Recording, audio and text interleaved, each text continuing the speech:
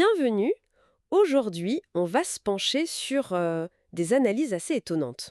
Oui, Celle de Christopher Dunn dans son livre Lost Technologies of Ancient Egypt.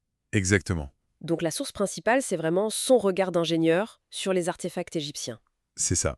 Et notre but, c'est d'explorer un peu ses arguments. Il parle de précision, de méthodes de fabrication très avancées, quoi. Oui, qui remettent en question, selon lui, ce qu'on pense savoir des capacités techniques de l'époque. Ça pourrait changer pas mal de choses. Alors on y va, on décortique ça. Allons-y. Christopher Dunn, il faut le rappeler, c'est un ingénieur de métier, spécialisé dans la fabrication de haute précision. D'accord. Et il applique cette expertise aux monuments, aux objets égyptiens.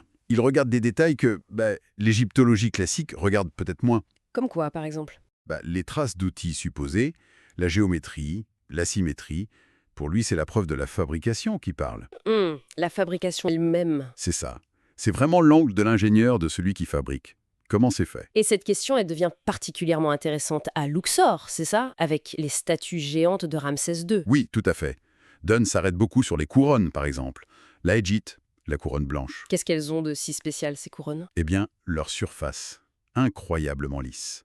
Et leur forme géométrique, très, très régulière, presque parfaite. Alors que c'est taillé dans du granit? Exactement. Du granit, une pierre super dure, très difficile à travailler, même aujourd'hui. Et là, on a des courbes constantes, infinies, impeccables. Comment il explique ça, lui? Pour lui, ça suggère fortement un processus mécanique, peut-être comme un usinage sur un tour géant, ou quelque chose comme ça. Un tour. Pour du granit. C'est l'idée qu'il explore. Il utilise d'ailleurs des superpositions de photos pour analyser cette géométrie en détail. Et c'est là que ça devient vraiment précis, son analyse géométrique. Oui, il prend des photos de la couronne jet vue de face, il la duplique, il la superpose en miroir. Et qu'est-ce qu'il voit? Une symétrie bilatérale quasi parfaite. Les rayons de courbure sont les mêmes, à gauche et à droite, très constants. D'accord, une symétrie vue de face. Mais ça va plus loin. Il regarde aussi le profil sur le côté. Et là, il remarque que le rayon de courbure, il n'est pas le même sur toute la hauteur. Ah oui! Sur un exemple qu'il donne, il mesure que le rayon vu de côté, c'est exactement 85% du rayon vu de face. 85%, précisément. Précisément. Et pour Dunn, maintenir une relation comme ça, aussi précise, aussi contrôlée, sur une forme en 3D complexe, dans du granit, Ça implique quoi, selon lui? ça suggère un guidage mécanique très sophistiqué, bien plus que juste un artisan qui tape ou même un tour simple. Il imagine même une conception basée sur des coordonnées 3D. Un peu comme nos systèmes de conception assistés par ordinateur, avec des axes X, Y, Z? Voilà, quelque chose comme ça. Et peut-être même des contrôles plus fins, tu vois, pour orienter l'outil parfaitement sur la surface courbe. Fascinant. Et cette idée de précision extrême, on la retrouve ailleurs. Oui, sur les visages des statues de Ramsès II, que ce soit à Luxor, à Memphis ou au Ramesséum. Il applique la même méthode, superposition d'images. Exactement. Et là encore, il trouve une symétrie faciale qu'il décrit comme stupéfiante. C'est-à-dire? Le côté gauche du visage semble être une image miroir quasi parfaite du côté droit. Il fait des estimations de tolérance. Des marges d'erreur, en quelque sorte. Oui, et elles seraient infimes.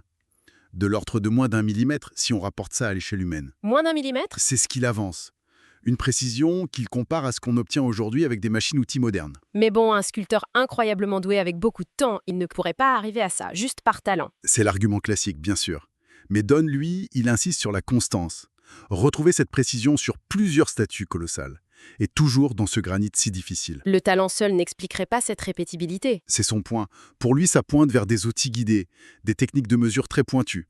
Il va même jusqu'à évoquer des concepts proches des algorithmes NURBS. Les NURBS, c'est quoi ça? Ce sont des formules mathématiques complexes qu'on utilise en informatique aujourd'hui pour créer des surfaces courbes parfaites, lisses. Pense à une carrosserie de voiture, par exemple. Donc il suggère qu'ils avaient des concepts mathématiques similaires. Et suggère que les résultats observés ressemblent à ce qu'on obtiendrait avec de telles méthodes. Il parle aussi de certaines marques sur les statues, comme sur une lèvre de Ramsès. Des erreurs? Non, justement. Il pense que ce ne sont pas des erreurs, mais peut-être des marques témoins, des indices laissés par le processus de fabrication lui-même. Intéressant. Et il pense que ça vient d'où, cette technologie? Extraterrestre? Atlante? Non, non, il écarte ça. Il insiste pour dire que c'est une technologie égyptienne. Très avancée, oui, mais égyptienne. Une technologie qui aurait été perdue. Ce qui nous amène au défi Ramsès, comme on pourrait l'appeler. Comment on ferait, nous, aujourd'hui, pour refaire une statue comme ça? Pour avoir cette combinaison, la taille énorme, le granit, les formes courbes complexes, et cette symétrie quasi parfaite. Il faudrait sans doute des scanners 3D pour numériser la forme, D'accord. et ensuite d'énormes machines à commande numérique, des CNC, des robots-outils guidés par ordinateur qui peuvent tailler la pierre avec une précision extrême. Ce serait un sacré projet, même avec notre technologie. Ah oui, le défi, c'est d'intégrer tous ces aspects à cette échelle. Et il y a aussi ce détail sur la perspective, non? Le sourire de Ramsès à Luxor. Oui, c'est vrai.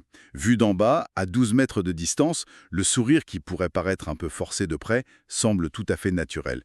Ça aussi, ça suggère une planification assez poussée. Donc, pour résumer un peu la pensée de Dunn, Mais son regard d'ingénieur met en évidence des éléments concrets. Cette symétrie rigoureuse, la qualité des finitions, la complexité géométrique dans des matériaux très durs. des éléments qui pour lui ne collent pas avec l'outillage qu'on attribue traditionnellement aux anciens Égyptiens. Exactement. Les preuves, selon son analyse, elles sont là, gravées dans la pierre.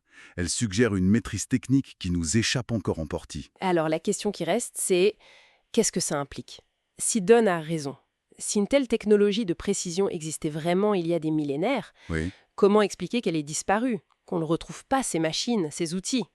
Ça nous pousse à reconsidérer peut-être le potentiel perdu de ces civilisations anciennes, non? C'est une excellente question pour conclure. Ça ouvre tout un champ de réflexion sur ce qu'on sait ou ce qu'on croit savoir. Clairement, matière à continuer de creuser.